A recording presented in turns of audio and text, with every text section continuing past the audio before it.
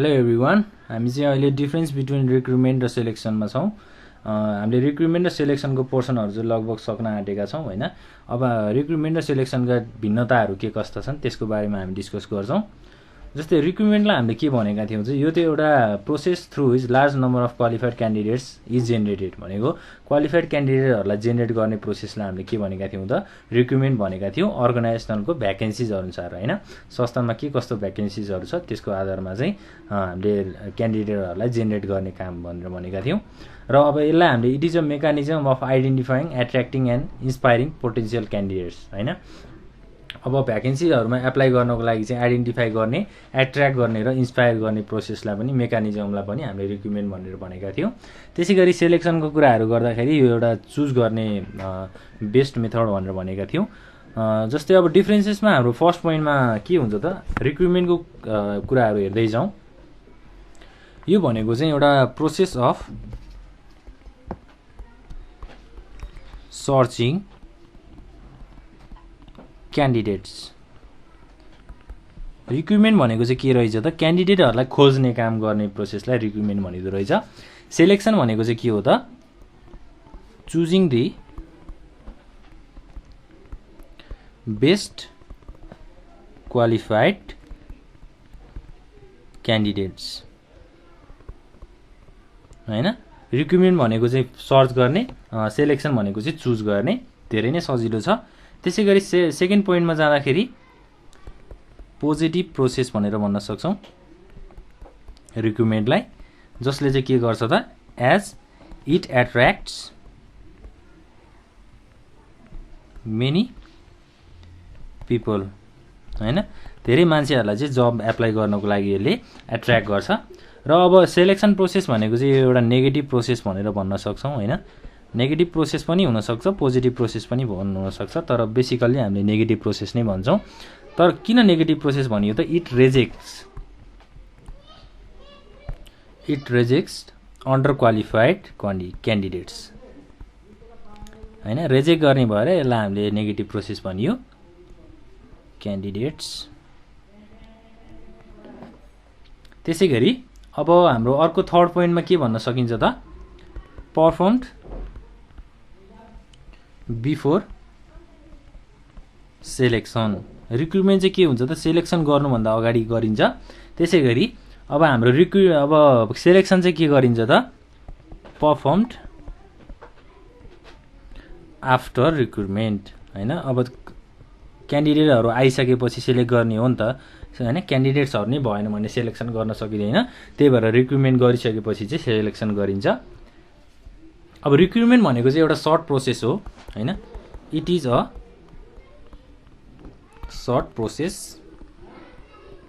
Selection भनेको चाहिँ it is a long process. किनभने अब सेलेक्सनमा त धेरै अब एप्लिकेसन फर्महरूलाई पहिला इभ्यालुएसन गर्नु पऱ्यो होइन।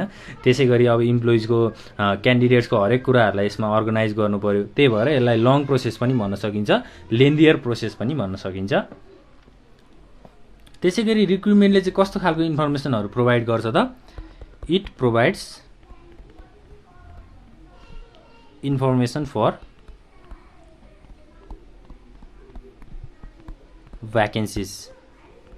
भ्याकेन्सिजहरूको चाहिँ के गर्छ त यसले इन्फर्मेसनहरू चाहिँ प्रोभाइड गर्छ क्यान्डिडेटहरूमाझ। र अब सेलेक्सनले के गर्छ त it matches candidates with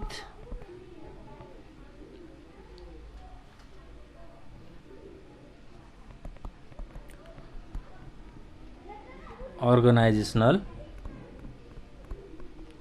jobs. अर्गनाइजको जब अनुसार चाहिँ क्यान्डिडेटहरूलाई म्याच गर्ने काम चाहिँ सेलेक्सन प्रोसेसले गर्छ। र अब हामीले रिक्रुटमेन्ट प्रोसेसलाई चाहिँ it is a easy process पनि भन्न सक्छौँ, सजिलो खालको प्रोसेस हो। त्यसै गरी सेलेक्सन प्रोसेस भनेको it is a complex process होइन। ल यसरी चाहिँ हामीले अब डिफ्रेन्सेसको कुराहरू गर्न सक्छौँ हाम्रो रिक्रुटमेन्ट र सेलेक्सनमा। त्यसै गरी अब हामीले सेलेक्सन टेस्टको कुराहरू गर्छौँ। डिफ्रेन्सेस सकिसकेपछि सेलेक्सन टेस्ट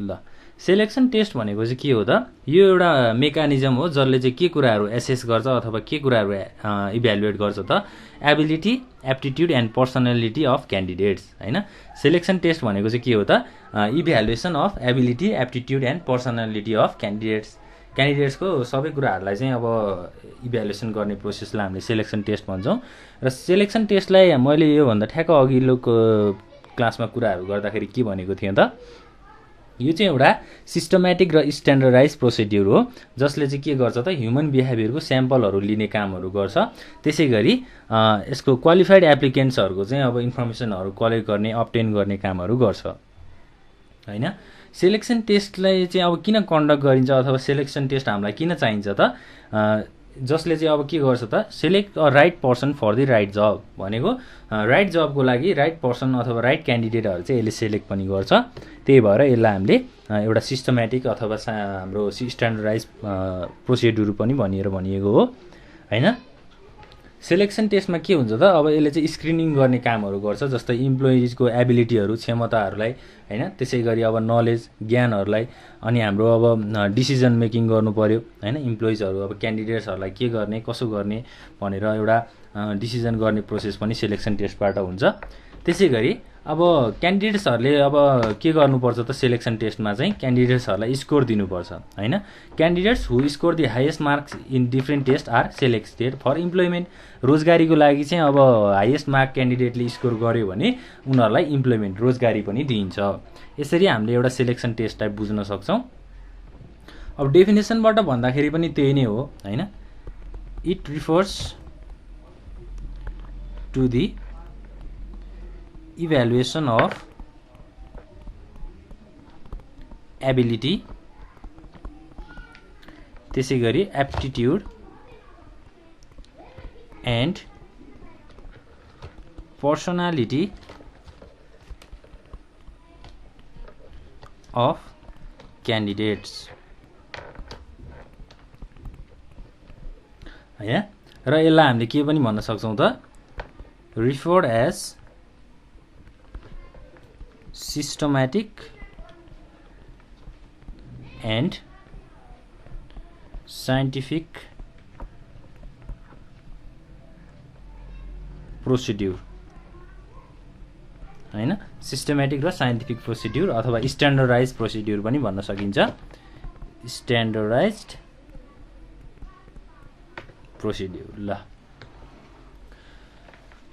अब एउटा बेस्ट क्वालिफाइड क्यान्डिडेटलाई सेलेक्सन गर्नको लागि हामीले सेलेक्सन टेस्टहरू लिन्छौँ भनेर पनि भन्न सक्छौँ हामीले हैन अब सेलेक्सन टेस्ट लिँदाखेरि अब सेलेक्सन टेस्टको के एडभान्टेजहरू छ यसका फाइदाहरू के कस्ता छन् त्यो कुराहरू पनि हामी डिस्कस गरौँ एडभान्टेजमा चाहिँ जस्तै फर्स्टमा आउँछ helps to minimise cost and time हैन मिनिमाइज कस्ट एन्ड टाइम खर्च र समयलाई के गर्छ त यसले मिनिमाइज गर्छ अथवा कम गर्छ भनेर भन्न सक्छौँ त्यसै गरी सेकेन्डमा provides guideline for reference evaluation रेफरेन्सहरूलाई इभ्यालुएट गर्नको लागि के गर्छ त यसले गाइडलाइन्सहरू प्रोभाइड गर्छ हैन त्यसै गरी अब के गर्छ त एभोइड्स बायसनेस भनेको एकअर्का बीच आउने कन्फ्लिक्टहरूलाई चाहिँ यसले के गर्छ त एभोइड गर्छ इन सेलेक्सन प्रोसिड्युर ल यो कुराहरू हाम्रो एडभान्टेजको कुराहरू हो अब सेलेक्सन टेस्टको टाइप्सको कुराहरू पनि छ त्यो टाइप्सको कुराहरू पनि हेरौँ types of selection test number 1 मा के छ त इन्टेलिजेन्स टेस्ट हैन अब इन्टेलिजेन्स टेस्ट भनेको चाहिँ अब के हो त एउटा मेन्टल एबिलिटी क्यान्डिडेटको मेन्टल एबिलिटीहरूलाई चाहिँ के गर्ने त टेस्ट गर्ने हैन जस्तै it measures the general ability of understanding the things learning and decision making भनेको अब एउटा हामीले यसलाई म्याथमेटिकली एक्सप्रेस गर्दाखेरि के पनि भन्न सक्छौँ त जस्तै आइक्यू भनेको चाहिँ इन्टेलिजेन्स भयो होइन, is equal to mental age divide by actual age into 100 भनेको मेन्टल एज र एक्चुअल एजलाई डिभाइड गरेर हामीले इन्टु 100 गऱ्यौँ भने के आउँछ त इन्टेलिजेन्स कोसिएन्ट होइन, इन्टेलिजेन्ट कोसिएन्ट चाहिँ हामीलाई अभाइलेबल हुन्छ। त्यसै गरी 2 नम्बरमा के छ त एप्टिट्युड टेस्ट।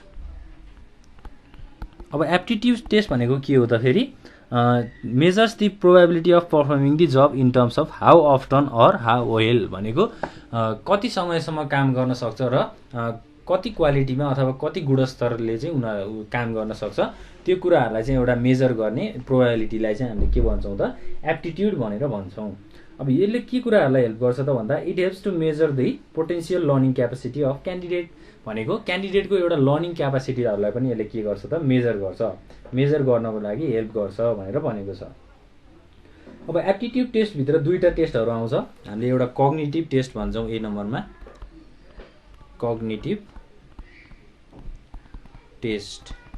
अब कग्निटिभ टेस्ट भनेको चाहिँ एउटा it measures the mental and intellectual aptitudes, क्यान्डिडेटको मेन्टल र इन्टेलेक्चुअल एप्टिट्युड्स अथवा बिहेभियरहरूलाई टेस्ट गर्ने मेथडलाई हामीले के भन्छौँ त कग्निटिभ टेस्ट भनेर भन्छौँ। त्यसै गरी 2nd नम्बरमा छ मोटर टेस्ट।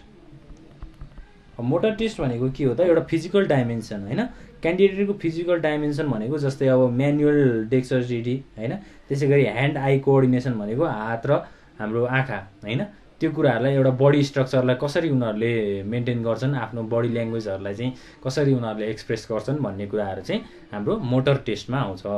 एप्टिट्युड टेस्टभित्र 2टा टेस्टको कुराहरू पनि भयो।